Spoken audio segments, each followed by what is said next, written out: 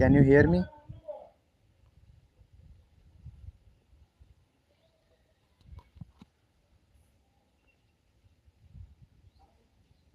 Can you hear me? क्या मेरी आवाज़ आ रही है आपको?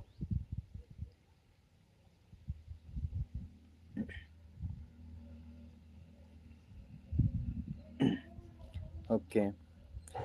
Uh, so, good evening all. Uh, and thank you so much for UPSC time to give me this opportunity to talk to you guys. देखिए, okay, इस मैं पहले मेरा परिचय देता हूँ आप सभी को. My name is Patil Manoj Ramchandra. I have secured 493 rank in CSC 2025. और देखिए कि मेरी जो जर्नी है, सबसे पहले I will tell about my journey.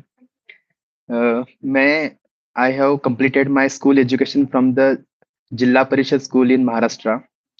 Okay, तो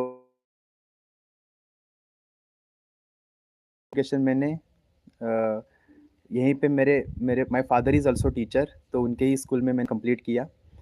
उसके बाद I went to pursue my 11th and 12th from Solapur. I am from Solapur in Maharashtra. And after that I have completed a civil engineering from Government Engineering College Chhatrapati Sambhajinagar in Maharashtra. That is also one of the like prestigious college. Actually ये था कि जब मैं preparation कर रहा था, जब engineering में मैं था, तो उस टाइम पे ऐसा कुछ था नहीं कि हाँ यूपीएससी देना है, ऐसा कुछ नहीं था. लेकिन उस टाइम पे बहुत सारे मेरे जो दोस्त हैं वो भी प्रिपरेशन कर रहे थे. So that was like a like inspiration point for me.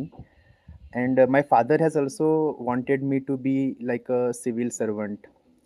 So वो मुझे हमेशा बताते थे कि you have to like appear for the UPSC at least once or twice. Because yes, because ये था कि in Maharashtra there is a 4th and 7th standard में स्कॉलरशिप की एग्ज़ाम होती है. तो उसमें भी मैंने महाराष्ट्र में टॉप आया था मैं उस टाइम पे भी. तो उसके बाद जो था कि उनका एक ऐसा रहता था कि आप सबने नेशनल टैलेंट सर्च एग्जामिनेशन के बारे में भी सुना होगा. तो वो भी एक ऐसा ये था कि actually these exams have like introduced me to the competitive examinations. तो ये एक चीज़ है, तो इससे मुझे एक मोटिवेशन मिला. और माय फादर, माय मदर, मेरे 2 भाई हैं, मतलब they all have supported me like anything.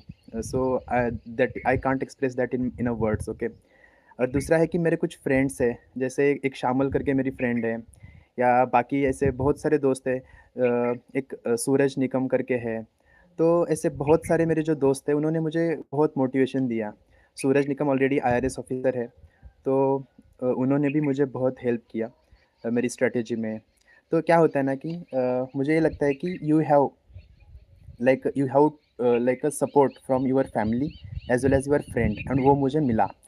तो दूसरा यूपीएससी के जर्नी के बारे में अगर बताना है, तो this was my 4th interview in UPSC, 3rd interview for the civil services, and first 1 interview for the Indian forest service. तो ये है. और उस and this was my 5th mains. Actually क्या हुआ कि ओवर द ईयर्स जब मैं मेंस दे रहा था, तो उस टाइम पे मुझे ये समझ आया कि you have to improve a lot. मेरे पहले मेंस में जस्ट 641 मार्क्स थे, और मुझे नेक्स्ट मेंस में मुझे 710 मार्क्स थे. और उसके बाद मतलब subsequently my main score is improved. Last year I got like 763 marks. This time I got 783 marks in mains. And my optional is political science and international relations, PSIR. तो even in PSIR as well, I have improved subsequently. Initially, I only got 193 marks. उसके बाद I got 148 marks. फिर 269, 276. And this time I got 282 marks in PSIR. So optional has been a like a very supportive in me to improve my score as well. And apart from that, optional, अगर आपने देखा, अगर मेरे marks में आपको बताता हूँ कि मुझे 395 मार्क्स है जीएस में सारे मिला के, एंड 106 मार्क्स है मुझे एसए में। तो 501 मार्क्स है मुझे टोटल ऑप्शनल छोड़ के, एंड ऑप्शनल मिला के मुझे मार्क्स है 783 मार्क्स है, and I got 175 marks in interview. तो अब बहुत लोग एक्चुअली, चलो ठीक है, मतलब ये तो मेरी जर्नी है। So first we start from the like a prelims. Okay, तो मैंने सब्सिक्वेंटली मैंने कंटिन्यूअसली 5 प्रीलिम्स मैंने पास किए हैं। तो आई थिंक कि I am a better guide to you guys, कि मुझे पता है कि हम क्या मिस्टेक्स करते हैं प्रीलिम्स में, और प्रीलिम्स को कैसे टैकल किया जा सकता है। सबसे पहले अब देखो, बहुत सारे लोगों की अलग अलग स्ट्रेटेजी होती है। बहुत सारे जो टॉपर्स है, जो टॉपर्स है ना, उनकी हर एक की अलग अलग अपनी स्ट्रेटेजी है प्रीलिम्स की। लेकिन मेरी एक स्ट्रेटेजी देखो, फर्स्ट जो मेरा प्रीलिम्स था वो मेरा नहीं निकला था। ओके, तो उसके बाद आई प्रीलिम्स का कुछ ऐसे कुछ पॉइंट्स हैं, just I want to like mention you. Prelims में सबसे इम्पोर्टेंट पार्ट जो है, आपको बहुत लोगों ने बताया होगा, मैं भी बताऊंगा आपको, दैट इज़ जो फर्स्ट पार्ट है, दैट इज़ पीवाईक्यू एनालिसिस। देखो, बहुत लोग बोलते हैं पीवाईक्यू का एनालिसिस करना चाहिए, but no one knows how to analyse the previous year question papers. देखिए, इसमें ना दो चीज़ें हैं, एक तो पीवाईक्यू है, दूसरी अपनी जो स्टैटिक सब्जेक्ट्स है वो है, और तीसरा जो पार्ट है दैट इज़ करंट अफेयर। तो my first belief is that you have thoroughly go through the previous year question papers. Previous year question paper, देखिए, वेरी इंपॉर्टेंट है। क्या है, what is we have that is directly coming from the UPSC, that is previous year question papers. Okay, so previous year question paper is the face of UPSC, and that is very authentic, and that is coming from the UPSC. So ये आप बात समझ लीजिए। So that is very important. तो उसमें क्या करना है कि प्रीवियस ईयर क्वेश्चन पेपर में हमें सबसे पहले ये देखना है कि कौन से सब्जेक्ट से, कौन से टॉपिक में से कौन से कितने कितने क्वेश्चंस आए हैं। मैं एक इसी चैनल पे मैं एक दूसरा इंटरव्यू सुन रहा था। वो मैम बता रही थी कि उसमें कुछ प्रायोरिटी सब्जेक्ट्स है, ठीक है। तो सबसे पहला जो प्रायोरिटी सब्जेक्ट है दैट इज़ पॉलिटी। मतलब अगर आपने देखा होगा, पॉलिटी में अबाउट 15 से लेके 20 में से क्वेश्चंस पॉलिटी में आते हैं। सेकेंड मोस्ट इम्पॉर्टेंट जो मुझे लगता है सब्जेक्ट, दैट इज़ एनवायरनमेंट, जिसमें अबाउट 20 क्वेश्चंस वो इन्वायरमेंट से पूछते हैं। थर्ड इम्पॉर्टेंट जो पार्ट है that is science and technology, उसमें भी अबाउट मतलब 18 से लेके 22 के बीच में से क्वेश्चंस वैरी हो जाते हैं। और आजकल जो प्रीलिम साइंस टेक का जो ट्रेंड है, that is mostly like coming, that is mostly coming from the, एक तो बेसिक कुछ साइंस के क्वेश्चन भी पूछ रहे हैं वो लोग, और दूसरा जो है कि बेसिक साइंस के बाद they are shifting towards the applied science and technology. तो ये साइंस का पार्ट है। और थर्ड जो है वो जोग्राफी, और फोर्थ है इकोनॉमिक्स। तो देखिए, ये जो 5 सब्जेक्ट है they are very important in the prelims. Polity, environment, science technology, geography and economics. इसके बाद है हिस्ट्री। देखिए, हिस्ट्री इज़ वेरी वास्ट, उसमें बस एक सब्जेक्ट नहीं है। हिस्ट्री में बहुत सारे सब्जेक्ट्स हैं, जैसे एंशिएंट है, मिडिवल है, मॉडर्न है, पोस्ट इंडिपेंडेंस है, ठीक है। ये सब इसमें पढ़ना पड़ता है, लेकिन उसका जो वेटेज है वो 10-15 मार्क्स से ज़्यादा नहीं है। और दूसरा जो पार्ट है वो बहुत ज़्यादा हाइप किया जाता है, दैट इज़ करंट अफेयर्स। मतलब in my opinion, current affair is just a 20% part of prelims, and static is about 80% part of the prelims. तो बहुत हमारी गलती क्या होती है कि we give the more importance to the 80% of that syllabus, not a sorry 20% of the current affairs, and not a 80% of the static. So my in my opinion, static is like a, consider like this is a god for you. Okay, वो जो 80% है, I am just sharing my experience with you guys, कि I have not read last 2 mains में, prelims में मैंने current affair पढ़ा नहीं है, ठीक है। You guys may surprise on this, but still मैंने करंट अफेयर नहीं पढ़ा। मेरे करंट अफेयर्स में से फिर भी जो 20 क्वेश्चन होते हैं उसमें से मेरे 8 सही आए। उस 8 इसलिए सही आए क्योंकि current affair is not just about current affair, current affair में स्टैटिक भी होता है। ओके, सो करंट अफेयर को आप ऐसे बस करंट के एंगल में नहीं पढ़ना है, उसको स्टैटिक के एंगल में भी हमें पढ़ना चाहिए। So that is most important part. So you have to focus on the static part in the prelims, and in the static as well have gave you a like priority wise what is the first importance, second importance, and you have to go through that, go through like in that way. और इसके बाद मुझे लगता है कि देखिए prelims में क्या है ना कि अभी 60 days I think remaining for you guys, so you have to focus on those 60 days very like decently, very efficiently with the prelims subjects. ये जो बताया है उसको आप एटलीस्ट 2 या 3 बार रिवाइज़ करिए, ठीक है? और रिवाइज़ करने के बाद आपको पीवाईक्यू सॉल्व करना है। आपको कुछ टेस्ट जैसे कोई टेस्ट सीरीज़ हो किसी सब्जेक्ट्स की या किसी क्लासेस की, that depends on you, okay? आप किसी भी कोचिंग का टेस्ट सीरीज़ उठाइए और उसको सॉल्व करिए। इसमें डज़न्ट मैटर कि आप कौन-सा सॉल्व कर रहे हो, दैट इज़ वन। सेकंड है कि इसका एनालिसिस बहुत ज़रूरी है। अगर आपका क्वेश्चन कहीं पे अगर छूट रहा है या गलत हो रहा है, तो वो गलत क्यों हो रहा है? देखिए, किसी भी प्रीलिम्स के क्वेश्चन पेपर में 4 पार्ट होते हैं। एक तो होता है कि आपको पता होता है and you right make it right, that that doesn't bother, okay? उसमें इसमें इतना कोई प्रॉब्लम करने की ज़रूरत नहीं है। Second part is like you have read about it but still you could not make it right. इसके लिए you need a multiple revisions, ठीक है? तो मल्टीपल रिविजन के बाद ये आप सॉल्व कर पाओगे। थर्ड जो है, आपने नहीं पढ़ा है, स्टिल यू गॉट राइट, आपको उसको भी बहुत अच्छे से देखना है, ओके?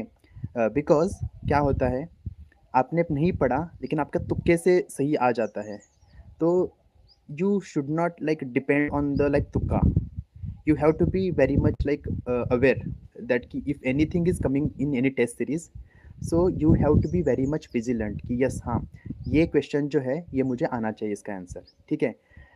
और जो फोर्थ पार्ट है, you have not read this and you still you couldn't make it, आपने उसको राइट नहीं किया।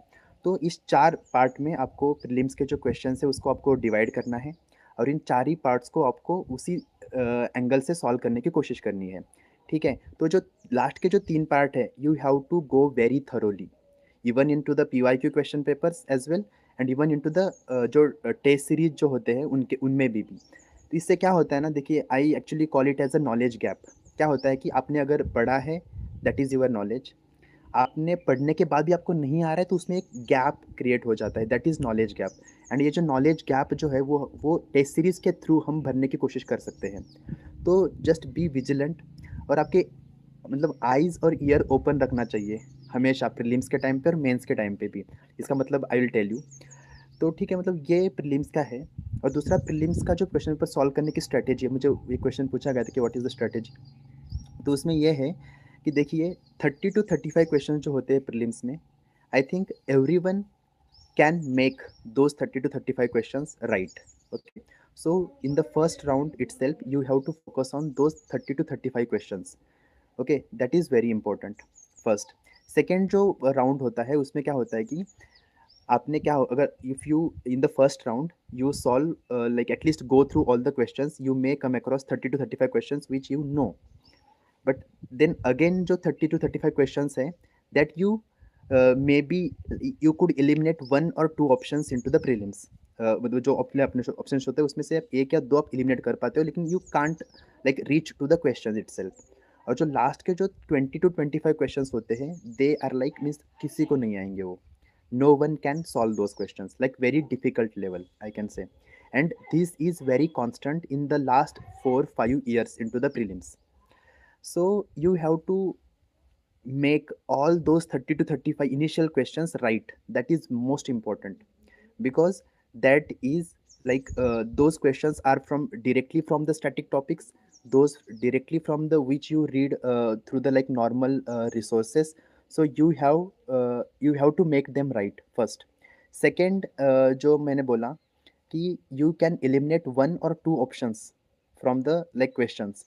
So इसमें I already told you while analyzing the question papers, analysing करते टाइम मैंने बोला कि आपको क्वेश्चंस कि आपको सही आएँगे लेकिन आपको नहीं पता होगा। तो इसमें क्या होता है कि वो जो नॉलेज गैप है ना, वो हम पहले ही भरते हैं ना। नॉलेज गैप हमें टेस्ट सीरीज़ से भरना है और दूसरा है कि we have to go through the multiple revisions. So इससे क्या होगा, जो नेक्स्ट जो 30 टू 35 क्वेश्चंस है, उसमें आपके ज़्यादा सही आने के चांसेस आपके मल्टीपल रिविजन से है। मतलब your foundation must be very much strong here. तो ये 2 पार्ट है और थर्ड जो पार्ट है 20 टू 25 क्वेश्चन जो लास्ट में रहते हैं ना, उसमें सी It is like very obvious in the exam condition. In the exam condition, उसमें जो ये जो 2 घंटे होते हैं, you have a tremendous amount of pressure you are carrying that time. Even though means even the person who got a first rank this year as well, he also must have faced that pressure of the prelims because it is very high. More than 10 lakh people are giving that exam, so that pressure is always there. But still, you have to be very much vigilant. You have to be very much like attentive into the prelims examination. That is necessary, that is utmost necessity. Okay, so ये prelim की strategy है, आप इसको apply करने की कोशिश करिए। अगर इसमें और कुछ आपको पूछना है तो यू कैन आस्क। इसके बाद I I am going to the next phase, that is mains. Mains में देखिए, इसमें एवरीवन नो अबाउट कि देयर इज़ अ क्या है ना कि एक मेंस में एक एसए का पेपर होता है, 4 जीएस के पेपर होते हैं और एक ऑप्शनल का पेपर होता है, उसमें 2 पेपर होते हैं। तो actually I got 282 marks in PSIR, so I'm very much like I can guide you how to sail through the political science and international relation. But before that, I will just give a glance कि how I prepared for the essay and how I prepared for the general studies. इसमें देखिए S A का जो part है, मतलब I have not been that good enough in the essay. Yes, in the first attempt itself I got 128 marks in the prelims, sorry in to the essay. So मैंने उसमें ये किया था कि I wrote a very natural essay. You need not to be much flowery in to the our language. You need not to be like अब आप कहीं से इडियम ला रहे हो या कहीं से कुछ ऐसे फ्लावरी लैंग्वेज लाने की कोशिश कर रहे हो, ये ज़रूरत नहीं है। First of all, you have to like aware means which essay topics are there, and the first important is that the selection of the essay. पहले सेक्शन में 4 essay होते हैं, सेकंड सेक्शन में 4 essay होते हैं, तो उन 4 में से आपको एक essay आपका जो सुटेबल है, तो सुटेबल जो है, तो सुटेबल जो essay है आपको उसको चूज़ करना है, ठीक है। तो दैट इज़ वेरी इम्पोर्टेंट। तो मुझे लगता है कि मैंने क्या किया था कि मेरे rather than looking to other essays which essay have a difficult or something, जो मेरे लिए सही है, जो मेरे लिए सिंपल है, उसी एसे को चूज़ करना बहुत ज़रूरी है, ठीक है, फर्स्ट। सेकंड जो मुझे लगता है उसमें क्या है ना कि यू हैव लाइक मल्टीपल, वहाँ पे वेरिएशंस आपके पास होने चाहिए। मतलब मल्टीपल, जैसे हम बोलते हैं ना कि जैसे सोशल, पॉलिटिकल, इकोनॉमिकल, ये जो पार्ट है, तो ये होने चाहिए आपके एसे में। Okay, am I audible to all?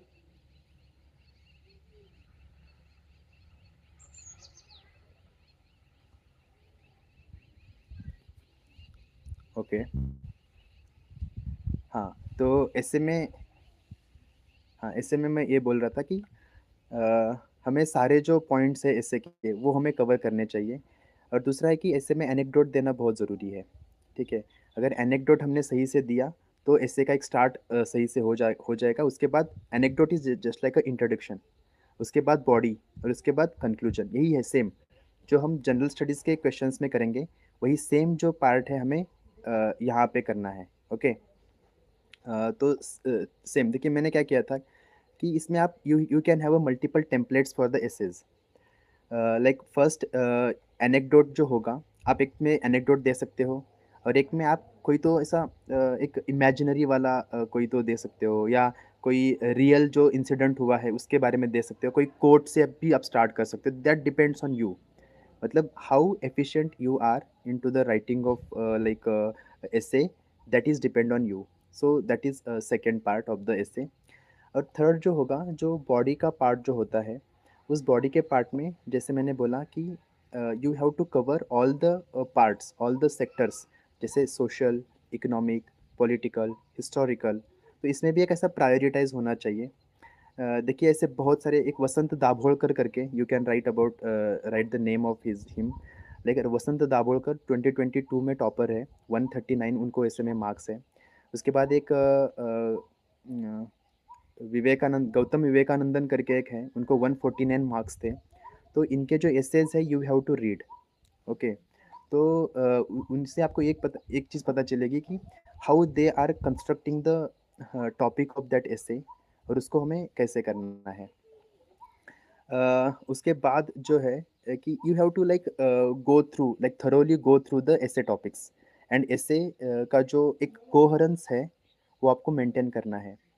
जैसे आई एम टेलिंग यू कि if there is a intro, there is anecdote, so there is a like a connecting line from intro to body. Okay, and body में भी हर एक para के बीच में you have to like include like additionally, like subsequently. So ये जो connecting words है they are important for this. Okay, so that is a second. And third part जो है, आपको इससे में क्या करना है, एक तो हम आर्ग्यूमेंट मतलब फॉर आर्ग्यूमेंट देते हैं, एक अगेंस्ट आर्ग्यूमेंट होता है। तो इन दोनों पार्ट्स को भी आपको अगेंस्ट जो आर्ग्यूमेंट है उसको हमें ज़्यादा नहीं लिखना है, बट लेकिन at least you have to write at least one और two para regarding the against वाला जो पार्ट है उसमें। ठीक है, तो इससे क्या होगा कि your essay look like a comprehensive one. और इवन दो अगर कोई किसी भी पार्ट में आपने अगर सही से आपको लगता है कि नहीं लिखा है, तो दूसरे सेक्टर में आप उसको सही से करने की कोशिश कर सकते हैं। तो इससे I always got like a मतलब more than average marks into the essay. This time I got 108, और इस टाइम का जो एवरेज है वो बहुत कम है, 95 के आसपास का एवरेज है। तो you have to like write very decent essay and not need any flowery language or something like that। और कंक्लूजन में भी आपको यही करना है। You can add some quotes, अगर गांधी जी के कोई कोट्स है, रविंद्रनाथ टैगोर जी के कोई कोट्स है, तो ऐसे कोट्स आप उसमें इंक्लूड कर सकते हैं। ठीक है, that is another part of this. तो मुझे लगता है कि ऐसे में किसी को कोई प्रॉब्लम नहीं रहना चाहिए। अगर किसी को you have if you have some doubt on the essays, you can ask about it.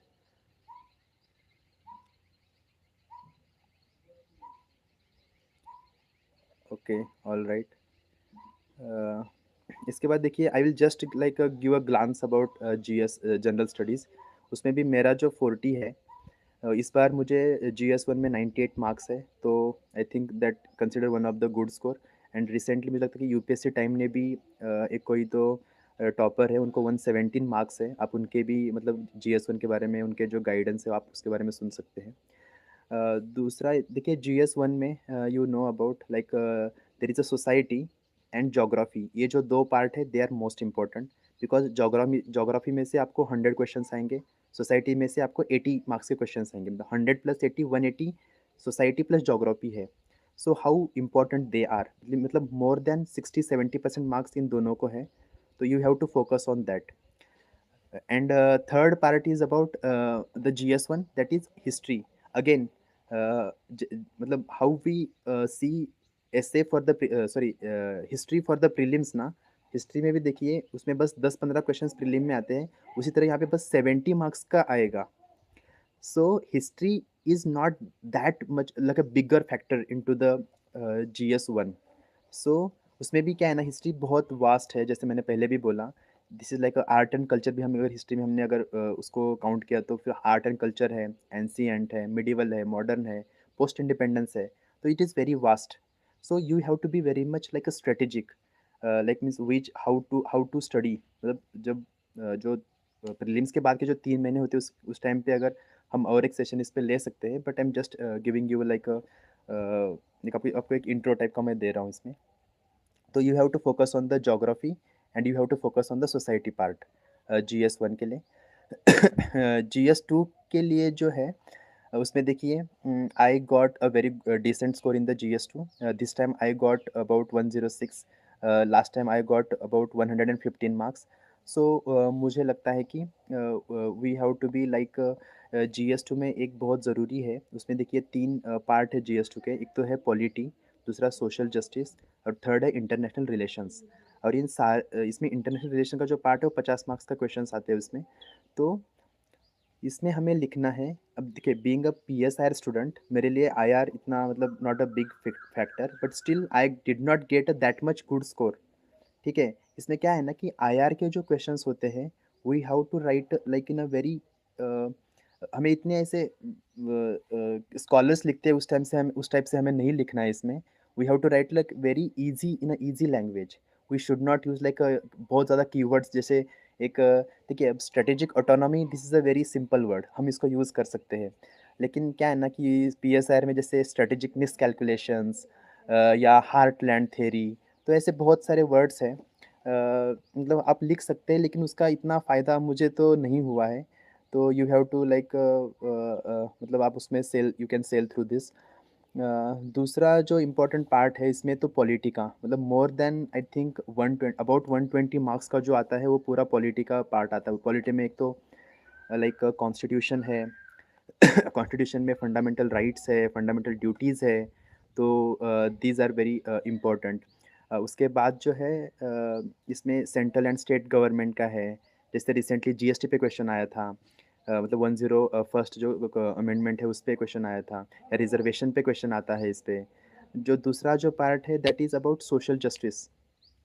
जो सोशल जस्टिस का जो पार्ट है उसमें सारे जो गवर्नमेंट के स्कीम्स हैं या उनका जो परफॉर्मेंस है, या जो वीकर जो सेक्शन है, तो उनके बारे में जो क्वेश्चंस है वो मोस्टली जीएस2 में आते हैं। तो you have to be very much like मतलब हिट द लाइक मतलब जो नेल होता है ना, तो उसका हमें हिट करना है यहाँ पे। You can not be like a biting around bush. तो इसमें क्या है कि जो क्वेश्चन पूछा है you have to directly jump on this, and this is applicable for all the GS papers. तो the same goes with the GS3 as well. GS3 में this year I got 98 marks, one of the decent score as well. तो मुझे लगता है कि इसमें क्या है, GS2 और GS3 में दो चीज़ें बहुत इंपॉर्टेंट है। दैट इज़ फैक्ट्स उसमें आपको डालने हैं, आपको फैक्ट्स डालने हैं, आपको बहुत सारे कमिटीज़ डालने होंगे यहाँ पे।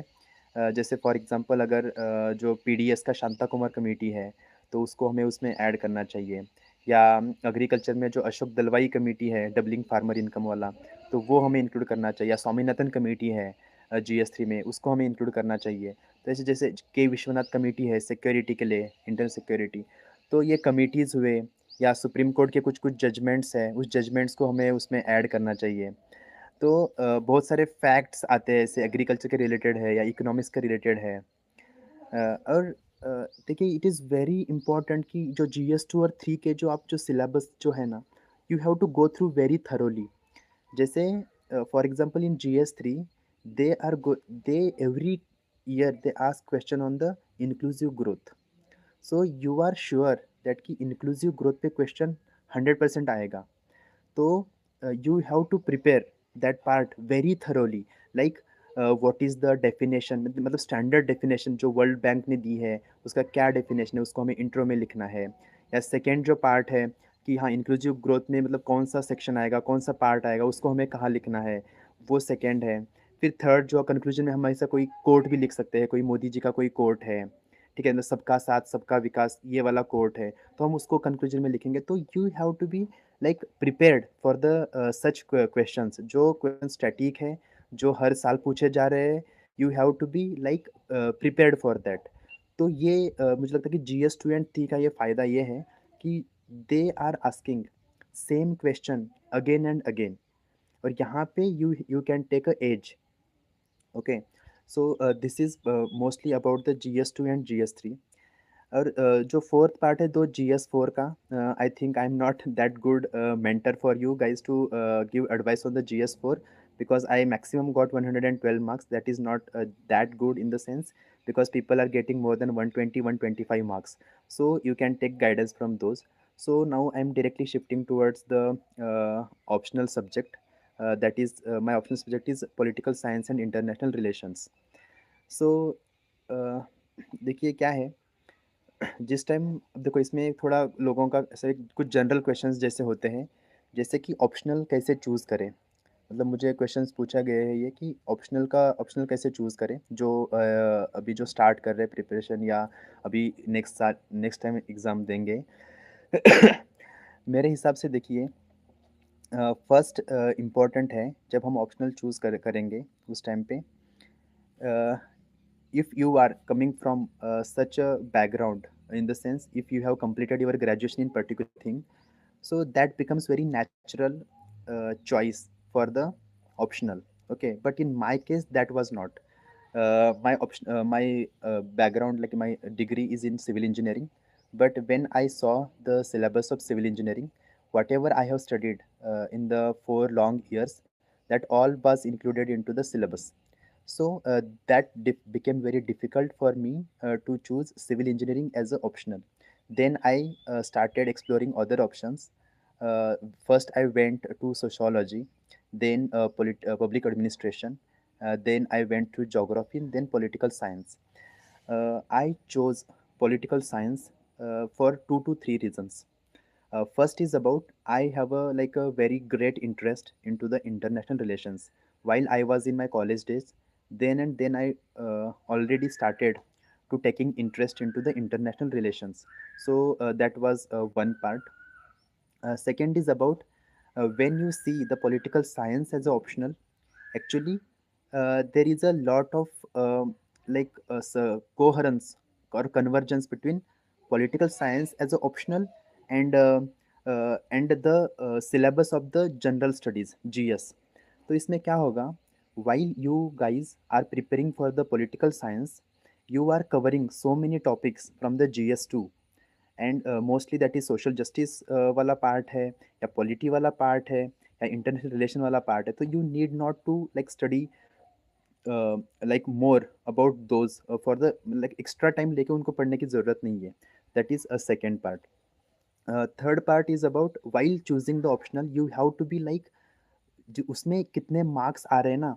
जैसे देखिए right now there are so much data available onto the many platforms, that is on the telegram और many websites उसमें available है कि कौन से ऑप्शनल्स को कितने मार्क्स आ रहे हैं, that is available. So you should go through those data. मैंने उस टाइम पे मेरे कुछ सीनियर्स को मैंने कंसल्ट किया था और मैंने उनको पूछा था कि मुझे कौन सा ऑप्शनल लेना चाहिए.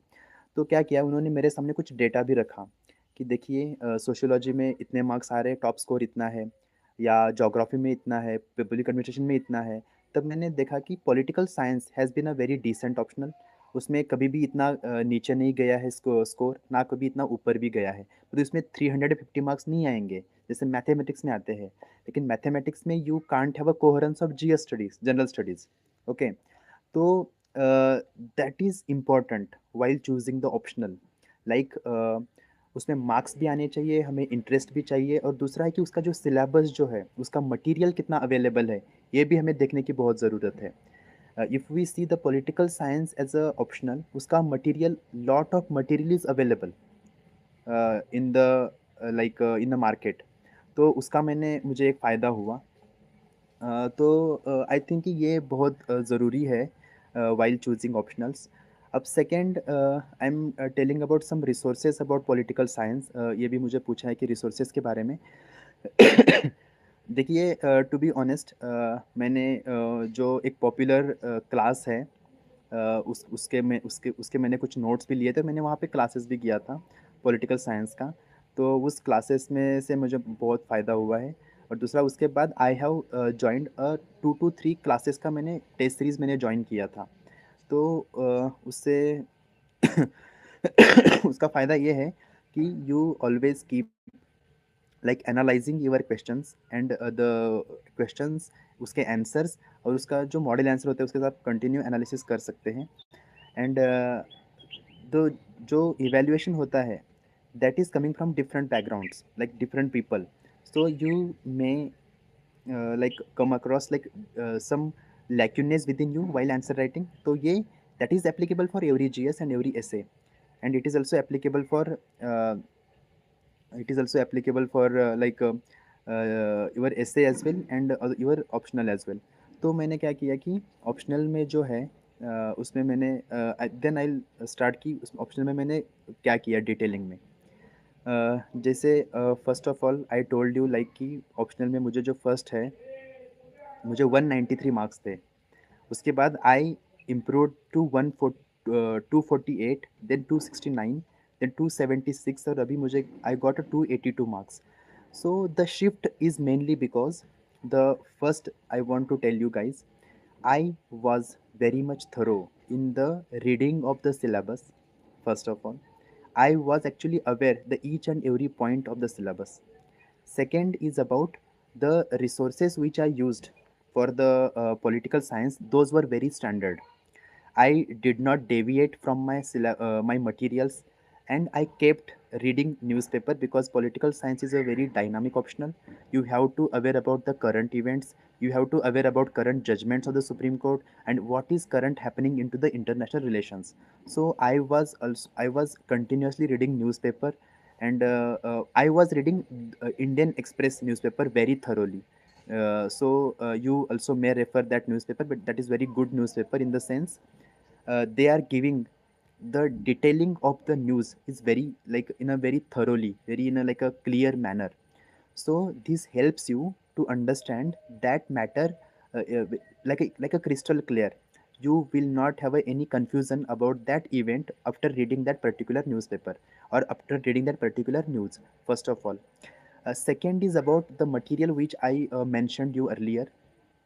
उसमें देखिए क्या है, if you see the political science as a optional, उसमें पार्ट 1A, मतलब paper 1 part A, paper 2 part B, sorry paper 1 part B, और पेपर 2 में भी paper 2 part A and paper 2 part B.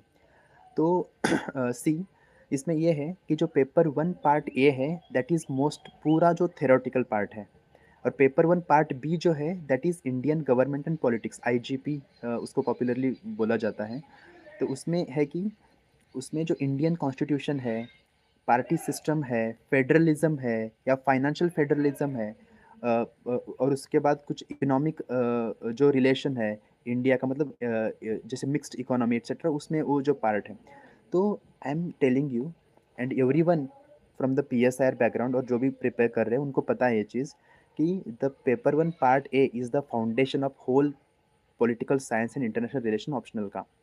So, in my opinion, you have to be like आपको जो first जो part है, मतलब वहाँ से लेके डेमोक्रेसी, इक्वालिटी, लिबर्टी, फिर उसके बाद कुछ political ideologies, Indian political thought, western political thought. So you have to be very much like clear about what is in that topic, how the questions are being asked, and secondly, whatever you learn into the paper 1 part A, you are going to use into the paper 1 part B, then in the paper 2 as well. So और paper 1 part ए में क्या है कि वहाँ पे theoretical part है and वहाँ पे कॉन्सेप्चुअल पार्ट है। So what is liberalism, what is socialism, okay. So ये जो पार्ट है that is also important to understand them, and then we are going to use those understanding into the paper 1 part B and again into the subsequent parts.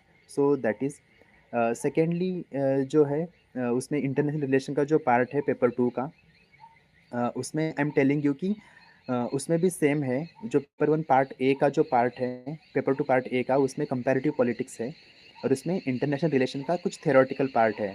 जैसे जैसे उसमें एक part है कि globalisation, दूसरा है कि इंटरनेशनल रिलेशन के कुछ थ्योरीज हैं, जैसे रियलिस्टिक थ्योरी या लिबरल थ्योरी, या दूसरा जो है वो मतलब Marxist theory of international relations.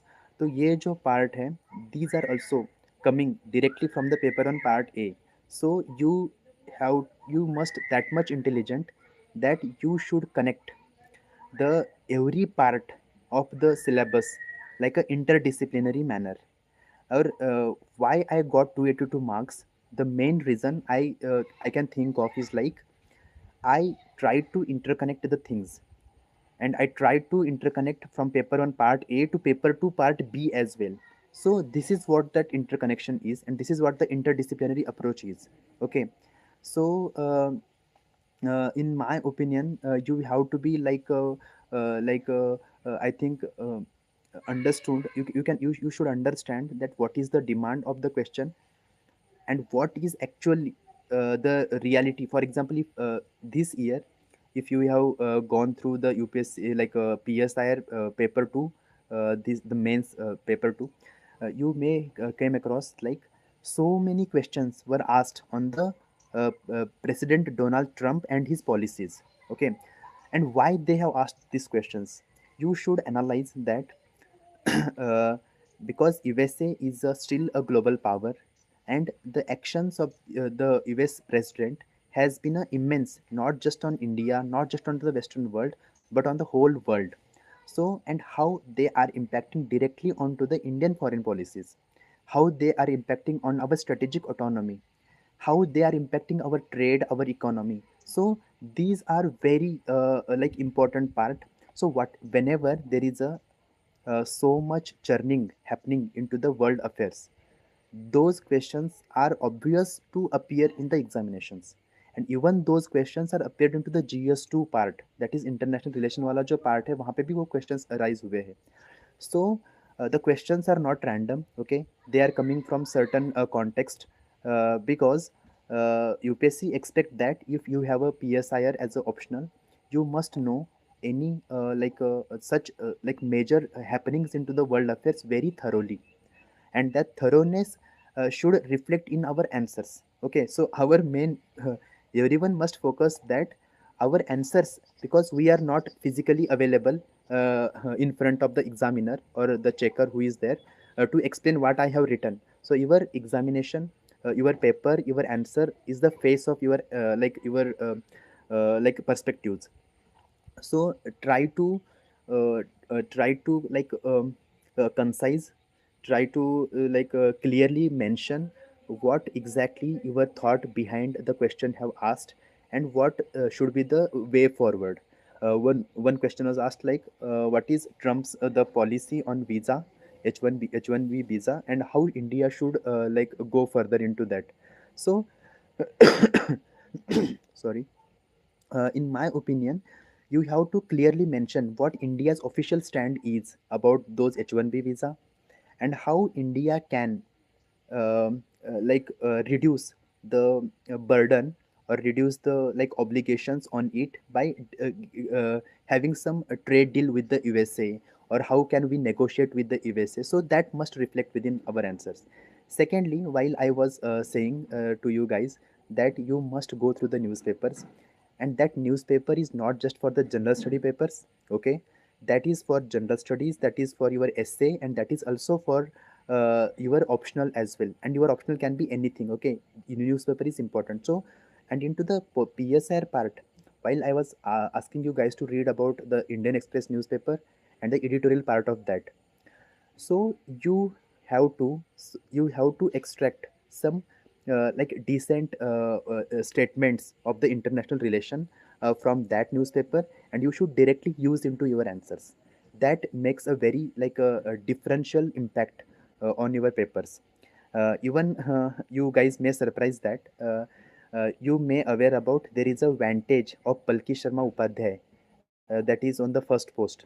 I regularly watch her that episode. Regularly means regularly. I do not miss any the her that episode. So in my answers, even into the GS as well, because her verbatim of the news is like a very that is very interesting. Okay, so I have used many of her statements into my answers. So this shows that you are doing something different. You are trying to be like differential from the other competitors, because see, this is a competitive examinations, and you have to be excel than others, and then only you can get something extra from others. Otherwise you will be stuck always into the averages, and averages will not make through the final through the interview or through the final selection. So uh, basically I wanted to suggest you guys, you have to be innovative more.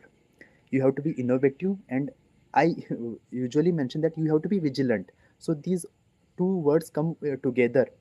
And after that I think into the mains part. Overall, if you see the mains part, the most important part of the mains is the writing part. Okay, so more you write, more you practice about writings, you will become very you should know, you will come to know that how introductions should be written, how bodies should be written, how diagram should be drawn, और उसमें graph भी निकालना पड़ता है, data भी डालना पड़ता है। तो ये सारी जो चीज़ें हैं, तो आपको ये राइटिंग करने के प्रैक्टिस करने के बाद ही आएँगी। ओके, ठीक है? और बहुत सारे लोगों का क्या होता है, मेरे साथ बहुत सारे कलीग्स थे, उनका जो क्वेश्चन पेपर है ना, वो कंप्लीट नहीं होता। उसका रीज़न पता है क्या है कि they linger on one question for so long time, but you should not do that. देखिए, there is a threshold of the 7 minute for the 10 marks वाला question and 11 minutes for the 15 marks वाला question. So it is important कि you have to like aware that अगर 7 minute हो गए हैं तो you have to complete that 10 marks वाला question. इतनी हमारी स्पीड होनी चाहिए। और इसके लिए मैंने एक इनोवेटिव पार्ट मैंने खुद मतलब डिवाइस किया था। That was right now I don't have my papers here, but in next subsequent if there is any session I will show you. मैं उस क्वेश्चन पेपर के सामने टाइमिंग लिखता था। जैसे अगर first question is compulsory and I am going to write that first question, तो first question का अगर 1A जो होगा उसके सामने मैंने लिखा होगा कि हाँ इसमें मुझे अगर 9 बजे पेपर स्टार्ट होता है तो 9:07 में मेरा ये क्वेश्चन खत्म होना चाहिए।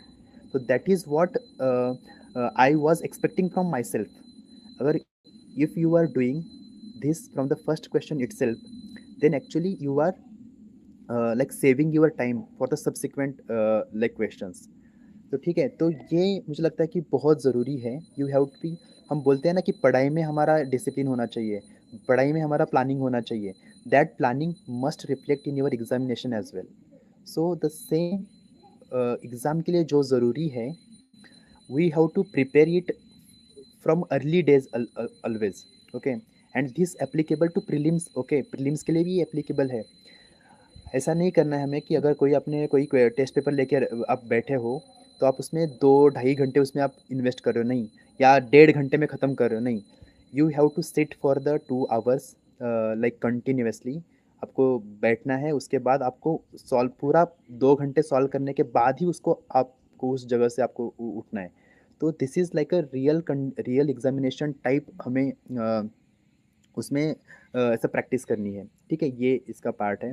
तो ये हुआ प्रीलिम्स का, ये हुआ मेंस का। अब देखो मुझे कुछ क्वेश्चंस पहले भी आए थे, जैसे प्रीलिम्स के लिए क्या मटेरियल है। देखिए वेरी स्टैंडर्ड बुक्स हैं प्रीलिम्स के लिए। अब थोड़ा मतलब थोड़ा मैं पहले आई एम गोइंग थोड़ा बैकवर्ड, लाइक प्रीलिम्स के मैं बता रहा हूँ आपको मटेरियल के बारे में। जैसे पॉलिटी के लिए देखिए Laxmikanth is the only one solution, one stop solution है। उसके अलावा मुझे I don't think any other there is a better option.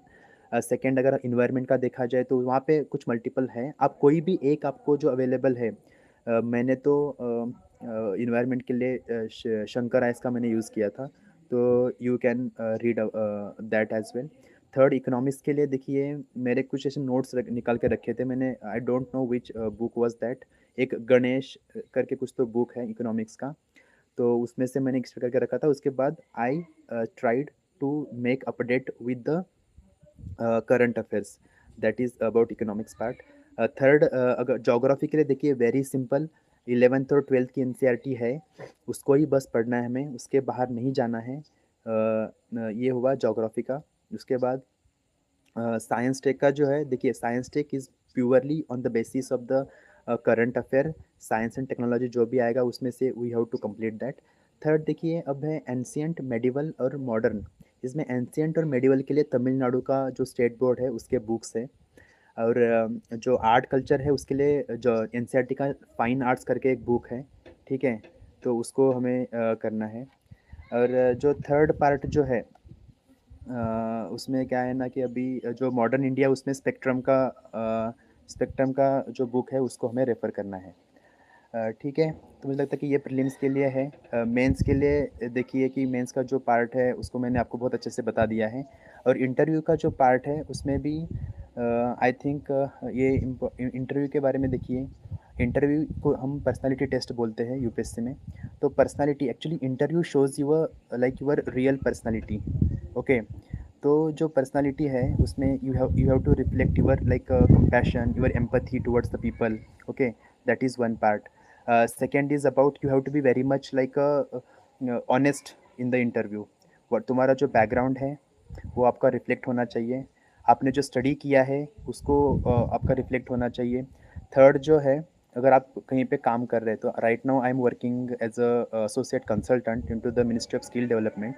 तो उसका मुझे इस बार फ़ायदा हुआ, महाराष्ट्र गवर्नमेंट में मैं अभी वर्किंग हूँ। तो मुझे बहुत say about 50 more than 50% of मेरा जो इंटरव्यू है दैट वेंट मतलब जो स्किल डेवलपमेंट है उसके थ्रू चला गया। तो that was help me a lot. तो you have to be very much honest in to the interview, whatever the people say anything to you, but still you have to be very much honest. आप उसमें bluff नहीं कर सकते हैं, because there are about 5 very like senior to you, very like experienced people, they are sitting in front of you and they know about from your expression only whether you are like speaking truth or not. So that is the other part of interview. And third about interview is that whatever you prepare, means how you prepare for the mains part ना, the same way you have to prepare for the interview as well. तो interview का जो preparation होता है वो भी same ही होता है, उसको भी हमें इतना ही रिगरस पढ़ने की ज़रूरत है, ये आप समझ लीजिए। मेंस आपने क्लियर किया है तो इंटरव्यू के टाइम पे ऐसा कुछ पढ़ने का नहीं होता, ऐसा नहीं है। You have to be about very much aware about your background. आपको जो क्वेश्चंस आएंगे उसको आपको मतलब एनालाइज पहले ही करके रखना पड़ेगा। Okay, that is one part. Apart from that apart from that ये है कि जो क्वेश्चंस आएंगे ना उसको आपको प्रेडिक्ट करके रखना पड़ेगा। इसके लिए आपको बहुत सारे एटलीस्ट 5-6 मॉक्स तो देने पड़ेंगे। Okay, so that is the another part of that. And उसके बाद भी एनालिसिस का पार्ट आ ही जाता है इंटरव्यू में भी। इसके बाद देखिए कुछ जनरल क्वेश्चंस हैं, अगर आपके कुछ क्वेश्चन जनरल है तो आप हमें पूछ सकते हैं। लेकिन ऐसे कुछ बहुत लोगों को क्या होता है ना कि ऐसे पूछते हैं कि आपने इतने अटेम्प्ट कैसे दिए। देखिए it is important to maintain a consistency. और दूसरा ये है कि देखिए मेंटल फ्रस्ट्रेशन और जो डिप्रेशन आना is a very normal part in UPSC journey, because it is a very long journey, very arduous and very treacherous journey of UPSC it is there. Secondly, you have to be like very much consistent into your studies. You have to study at least 10 hours per day. तो ये बहुत demanding है exam, ये आपसे बहुत demand करती है। You have to be disciplined more, you have to wake up early in the morning, you have to like sleep early in the night। उसके बाद आपको एक्सरसाइज भी करना है to maintain yourself fit. तो क्या है ना कि you have to be like आपको ये लेके चलना है कि एटलीस्ट मुझे 2 साल तो कम से कम मुझे इसमें देने हैं। बिकॉज क्या है कि day by day the examination has becoming a very tough. Okay, the first one and second is what कि very intelligent people are coming. क्या है ना कि अभी मुझे छोड़िए लेकिन बहुत सारे जो लोग हैं, जो जेन्स ही है, दे आर लाइक वो they are very bright, they are very like disciplined. Even they have a like sense of confident, they feel themselves. So you have to face with these guys. So there is a so much competition is there and so much brilliant people are coming। तो इसके लिए you have to be very much like I believe कि आपको discipline रहना बहुत ज़रूरी है इसमें। और I have tried in my preparation journey that कि मैं रोज़ एक्सरसाइज करूँ।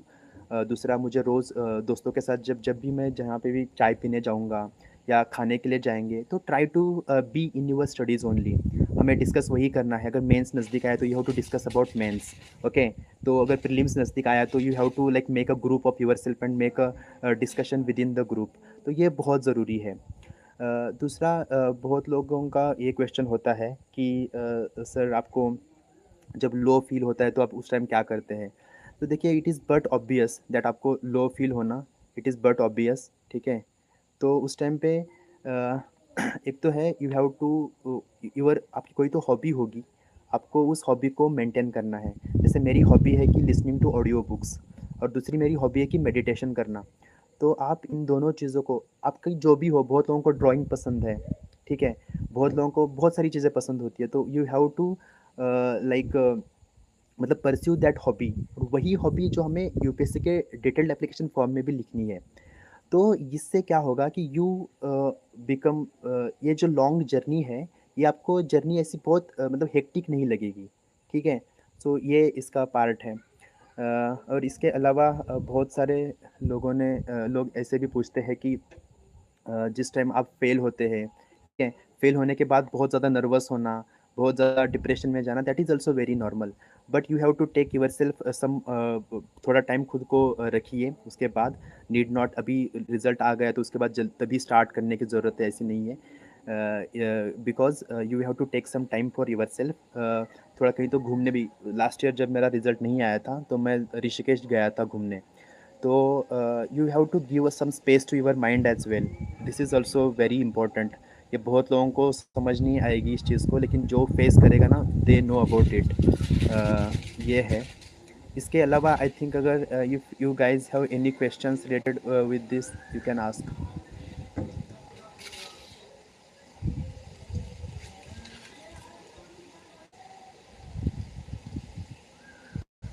ओके, कि how was your optional sociology? Sorry, actually I don't have a sociology optional. I have a PSR optional. दूसरा है कि sir according to you how much time you will generally take to complete syllabus, pre से कितनी पहले शुरू कर देना चाहिए? देखिए अभी प्रीलिम्स, अभी आप फोकस प्रीलिम्स पे ही करिए, ठीक है? प्रीलिम्स की बहुत ज़रूरी था, प्रीलिम्स से ही करना है आपको।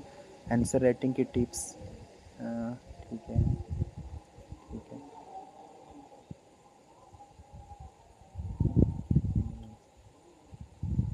गवर्नेंस,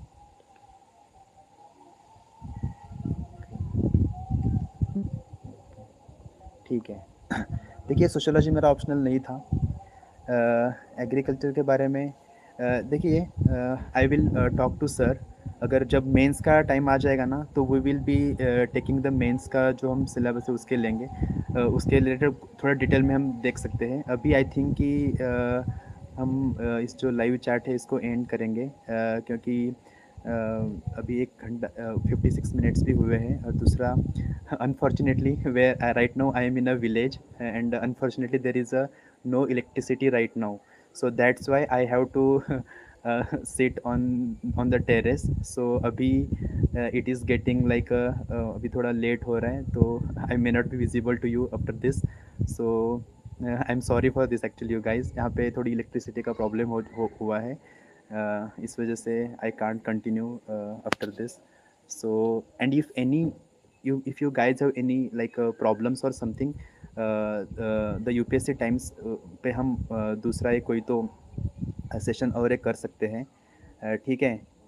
तो तो मुझे लगता है कि जो आपके दूसरे जो क्वेरीज है I will try to complete in the second session if allow. Okay, so I think that's all from me. And if anything you guys have, just try to mention into the comment, and try to like I will try my best to like solve your doubts. But right now I have to go, unfortunately. So thank you so much everyone, and thank you so much for being here. Okay, thank you.